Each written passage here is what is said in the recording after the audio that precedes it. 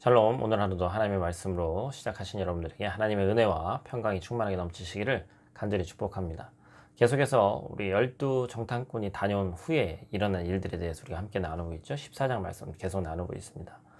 가나안 땅을 앞두고 있는 이스라엘 백성들은 여전히 자신들 스스로는 이 닥쳐오는 상황들, 가나안 족속들과 싸운다거나 그러한 일들을 감당할 수 있는 능력이 당연히 없죠. 그들은 변변한 무기도 없고 군대가 대단한 군대가 있는 것도 아니고 어린아이와 여인들까지 동행해서 어찌 보면 떠돌아다니는 사람 숫자만 많은 그런 오합지졸에 불과했습니다. 하지만 가나안 땅의 사람들은 자기네 땅을 지키는 것이죠. 오랜 기간 동안 전쟁을 했고 또한 육체적인 능력 또한 탁월한 안악 자손들 또 거인족들까지 있었다고 정탐꾼들은 그렇게 얘기하고 있습니다.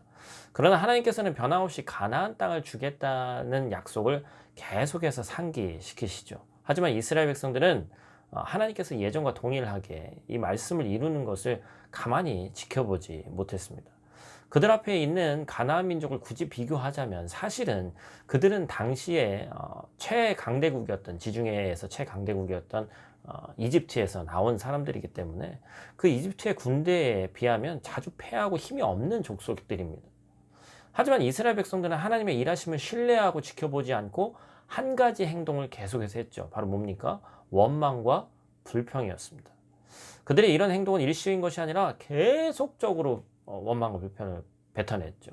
민수기 14장 22절 말씀에 우리가 함께 나눴죠. 내 영광과 애굽과 광야에서 행한 내 이적을 보고서도 이같이 10번이나 나를 시험하고 내 목소리를 청종하지 아니한 그 사람들은 한두 번이 아니라 10번, 하나하나 세서 10번이라는 의미도 물론 있지만 완전수죠. 계속해서 불평하는 거예요.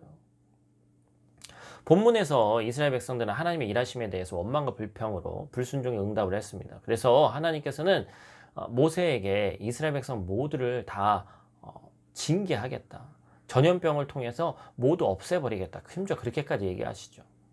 그런데 모세는 어떻게 기도합니까? 하나님의 긍휼하심에 기대어서 간구합니다.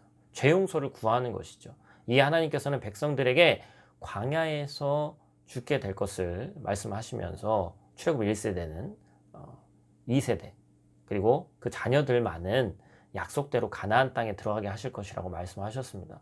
여러분 어찌 보면 1세대 입장에서는 서운할 수 있는 일이지만 죄를 용서해 주시고 기회를 주신 것이죠. 하나님께서 행하실 새로운 어떤 말씀이 따라야 될 말씀이 선포되었습니다. 이전 기회를 놓쳐버린 이스라엘 백성들은 이제는 감을 잡고 새로운 말씀에서 허락된 기회를 붙잡아야 됐죠. 그런데 그들은 이미 놓쳐버린 지나가버린 과거의 기회에 집착하는 것이 오늘 본문에 등장합니다.